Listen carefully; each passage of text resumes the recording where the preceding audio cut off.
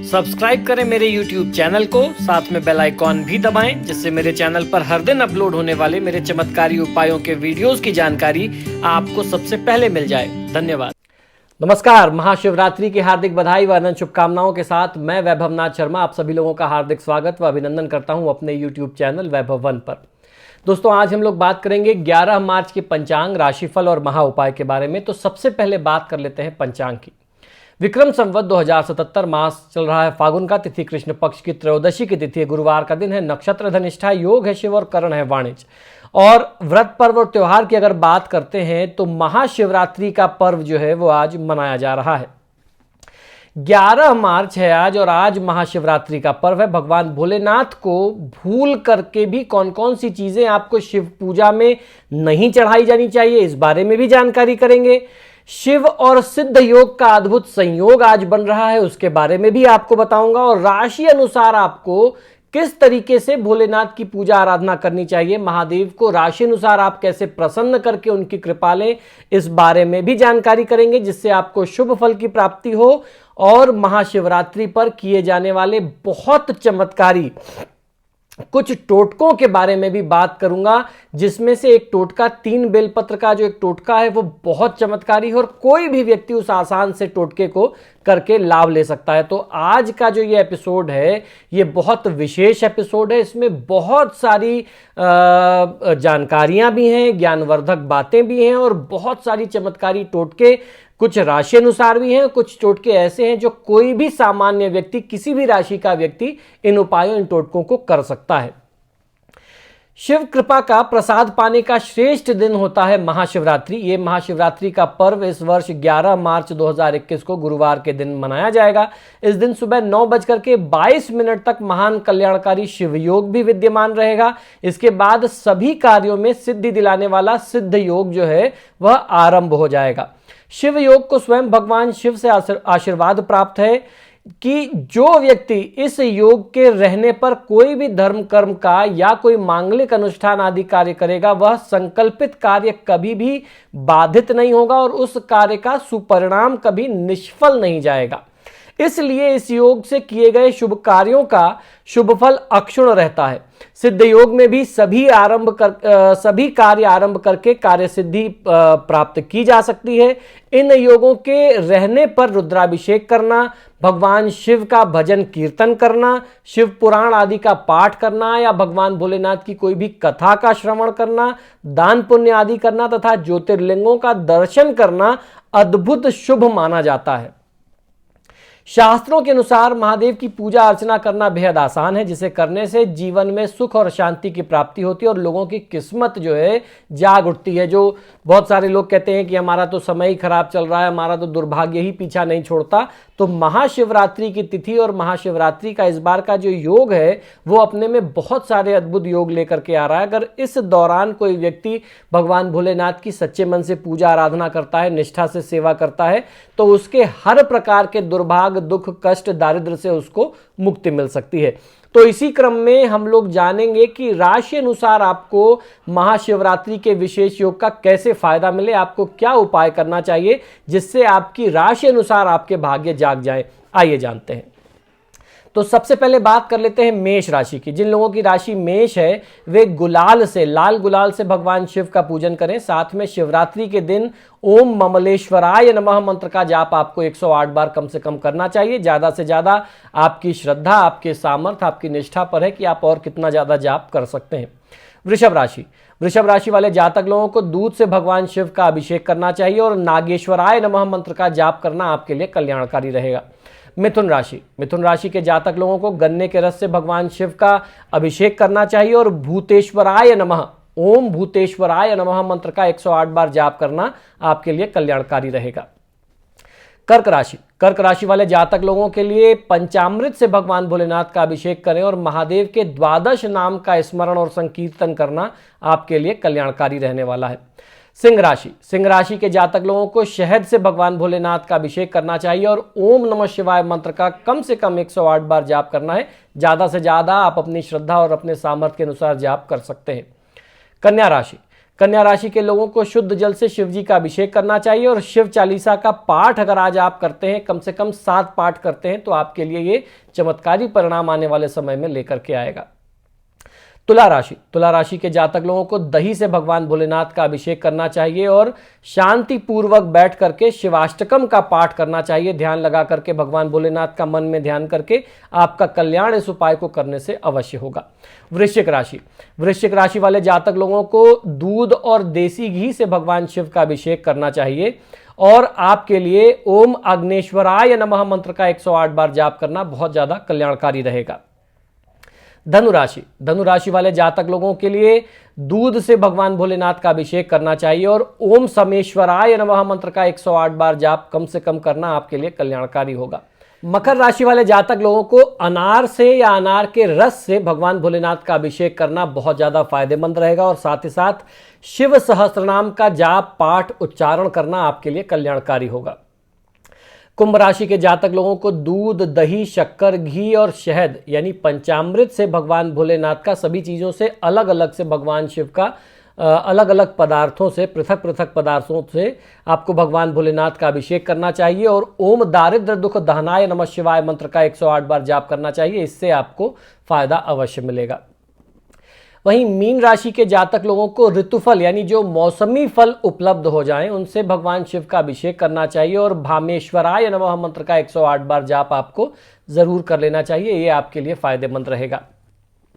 तो दोस्तों, अभी तो हम लोगों ने जाना कि किस प्रकार आप राशि अनुसार भगवान भोलेनाथ का अभिषेक करें, किस आपकी राशि के अनुसार किस विशेष पदार्थ से आपको भगवान भोलेनाथ का अभिषेक करना चाहिए और कौन सा विशेष मंत्र है जो आपको जाप और पाठ जरूर कर लेना चाहिए। और 2-3 मंत्र ऐसे हैं जैसे ओम नमः शिवाय या महामृत्युंजय मंत्र या ओम दारिद्र दुख दहनाय नमः शिवाय, इसके अलावा शिव चालीसा, शिवाष्टकम, ये सब सारे ऐसे 12 ज्योतिर्लिंग स्तोत्रम, ये सब ऐसे मंत्र और स्तोत्र हैं जो कोई भी राशि वाला व्यक्ति जिसका जाप ध्यान पाठ कर सकता है। तो आपकी राशि के अनुसार जो मंत्र बताया, अगर उसके अलावा भी कोई मंत्र जाप वगैरह करने की आपकी श्रद्धा हो तो इनमें से किसी भी मंत्र का चयन करके चुनाव करके आप जाप कर सकते हैं। अब हम लोग बात कर लेते हैं आज के महा उपाय की, जिसमें मैं आपको बताऊंगा कि भगवान भोलेनाथ को कौन कौन सी चीजें भूल करके भी नहीं चढ़ाई जानी चाहिए। किस तरीके से भगवान भोलेनाथ को अगर आप ये चीज़ें चढ़ा देते हैं तो आपका दुर्भाग्य आपका पीछे नहीं छोड़ता। बहुत सारे लोग अज्ञानतावश ये चीज़ें भगवान भोलेनाथ को चढ़ा देते हैं। महाशिवरात्रि का प्रत्येक घड़ी जो है, प्रत्येक पहर जो है वो बहुत ही शुभ रहता है। कुंवारी कन्याओं को इस दिन व्रत करने से मनोनुकूल पति की प्राप्ति होती है और विवाहित स्त्रियों का वैधव्य दोष तो नष्ट होता ही होता है और साथ ही साथ अगर आपके दाम्पत्य जीवन में कलह क्लेश या अशांति की स्थिति रहती है तो उससे भी आपको मुक्ति मिल जाती है।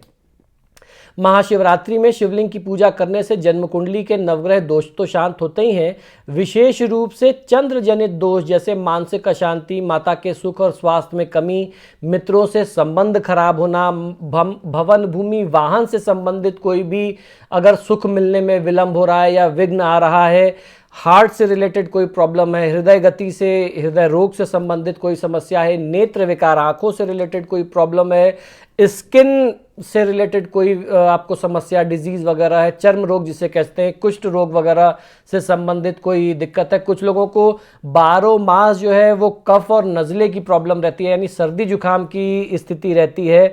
सांस से जनित जिन लोगों को प्रॉब्लम रहती है, दमा वगैरह या सांस लेने में तकलीफ, थोड़ा सा चल लेते हैं दम फूलने लगता है, कफ, निमोनिया संबंधी रोगों से मुक्ति मिलती है, क्योंकि ये सारे मैक्सिमम चंद्रमा या सूर्य से संबंधित दोष होते हैं। अगर इनका सही तरीके से स्थिति पर भोलेनाथ की पूजा आराधना की जाए तो चंद्रमा का दोष या सूर्य से संबंधित या ग्रहों से संबंधित जब दोष समाप्त होता है तो आपको उनमें फायदा अवश्य मिलता है और समाज में आपकी मान सम्मान, यश, कीर्ति, पद प्रतिष्ठा में भी इन उपायों को करने से, नियमित रूप से भगवान भोलेनाथ की पूजा महाशिवरात्रि से आरंभ करके करने से उसमें भी आपको वृद्धि मिलती है, मान सम्मान में, प्रतिष्ठा में वृद्धि होती है।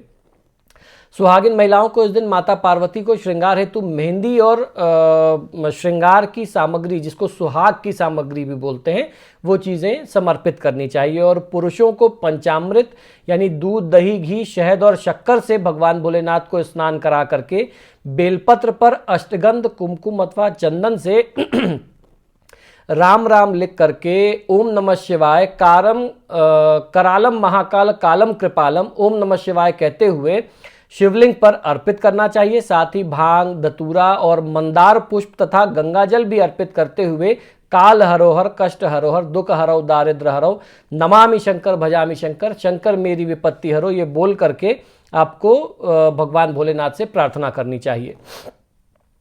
शिवलिंग पर बेलपत्र चढ़ाने से व्यापार में उन्नति और सामाजिक प्रतिष्ठा बढ़ती है। भांग अर्पण करने से घर की अशांति, प्रेत बाधा तथा चिंता दूर होती है। और साथ ही साथ भांग समर्पित करने से आपके शरीर के रोग और दोष भी जो हैं वह भी समाप्त होते हैं।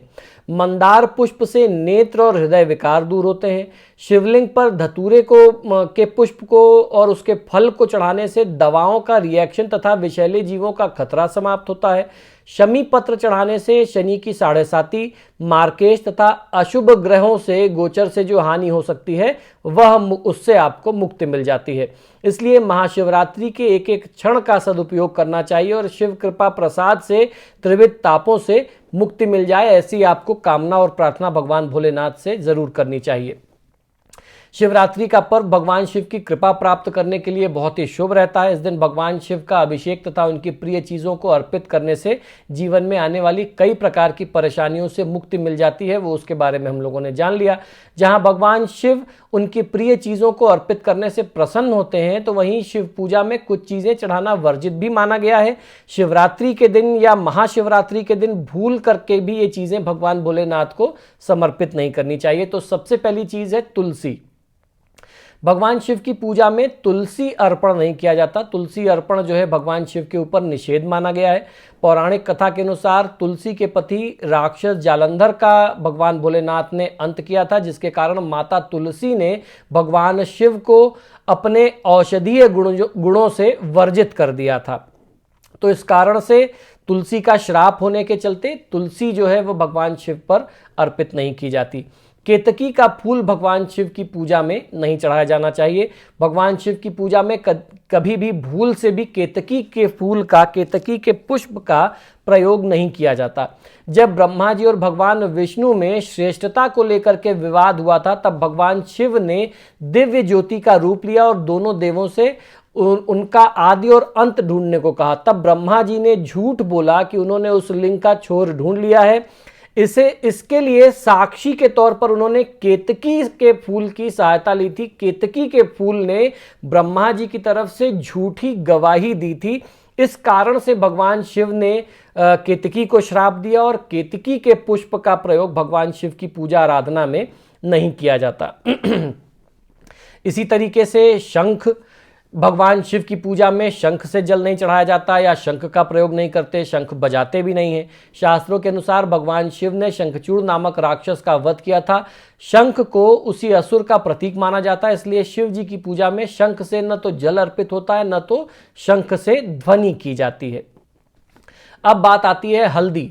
कुछ विशेष परिस्थितियों को छोड़ करके कुछ जगहों पर हल्दी का प्रयोग होता है, उसका कैसे प्रयोग होता है ये भी आपको बताऊंगा, लेकिन कुछ विशेष परिस्थितियों को छोड़ करके सामान्य रूप से हल्दी का प्रयोग भगवान शिव की पूजा में नहीं करते। हल्दी को सौंदर्य और स्त्रीत्व का प्रतीक माना जाता है, तो वहीं शिव जी जो है, शिवलिंग जो है वो शिवत्व का, पुरुषत्व का प्रतीक होता है, इसलिए शिवलिंग पर हल्दी नहीं चढ़ाई जाती। तो शिवलिंग पर नहीं चढ़ाई जाती, जो उसका अर्घा होता है, जो माता का स्वरूप होता है, जो देवी का स्वरूप होता है, स्त्री स्वरूप जो है, उस पर महिलाएं अपने हाथ से हल्दी चढ़ा सकती हैं। ऐसा नियम नहीं है कि एकदम ही हल्दी नहीं समर्पित होगी, बाकी चीजें तो बिल्कुल वर्जित है, लेकिन हल्दी का प्रयोग, इसीलिए मैंने कहा कि कुछ विशेष परिस्थिति को छोड़ करके हल्दी का प्रयोग उसमें वर्जित होता है। तो महिलाएं अगर अर्घे पर चढ़ाना चाहें, जो देवी का स्वरूप है, देवी को समर्पित करना चाहें, तो महिलाएं वहां पर प्रयोग कर सकती हैं। महाशिवरात्रि की तिथि में भोलेनाथ को प्रसन्न करने के लिए रात भर पूजा की जाती है और उन्हें प्रसन्न करके मनचाहा वरदान प्राप्त करने की इच्छा हर साधक, हर जातक रखता है। वैसे तो शिव जी बहुत जल्दी ही सभी को प्रसन्न होकर के उनकी मनोकामनाएं पूरी कर देते हैं, लेकिन यदि आप महाशिवरात्रि पर कुछ विशेष उपाय करें तो शिव जी का वरदान आपको अवश्य प्राप्त होगा। तो आइए जानते हैं कि महाशिवरात्रि की तिथि में आपको कौन कौन से उपाय विशेष रूप से करने चाहिए, महाशिवरात्रि के विशेष टोटके कौन से हैं। महाशिवरात्रि के दिन 3 बेलपत्र लेना चाहिए, उन पर 3 दल वाले बेलपत्र ले लीजिए, 3 अलग अलग, ठीक है। तो टोटल 9 पत्ते होंगे।